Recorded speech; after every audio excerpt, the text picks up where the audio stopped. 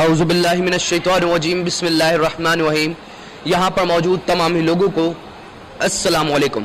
صدر اعلی وقار آج اس ایوان میں زیر بحث قرارداد 1947 کا پاکستان اور آج کا پاکستان۔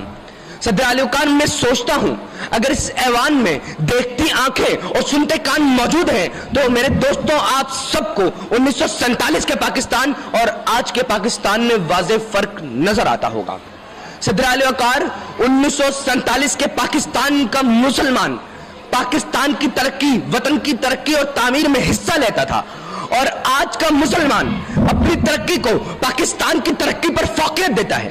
صدر اعلی وقار 1947 کا مسلمان 1947 کا پاکستانی بندوق کی نوک کے آگے کہتا تھا لا الہ الا اللہ، اور آج کا مسلمان چند کڑک نوٹوں کی کھڑکتی آواز کے سامنے اپنے مستقبل کو بیچ دیتا ہے۔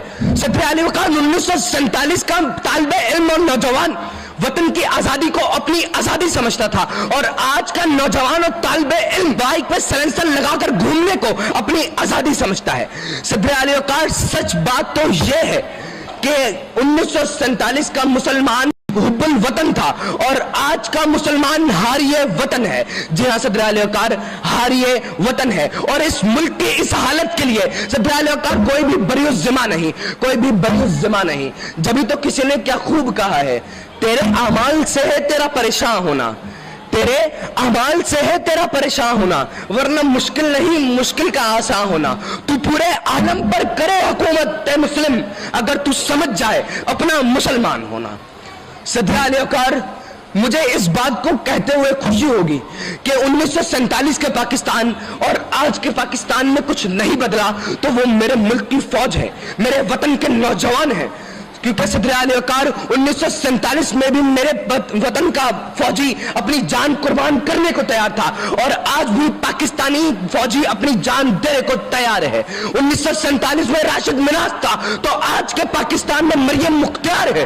صدر اعلی وقار کل بھی فوجی ٹینکروں کے نیچے آ کر اپنی جان قربان کرتے تھے، اور آج بھی فوجی بارڈروں پر تعینات ہو کے اپنے وطن کی حفاظت کرتے ہیں، اپنے وطن کی حفاظت کرتے ہیں۔ جی ہاں، صدر اعلی وقار وطن کی حفاظت کرتے ہیں۔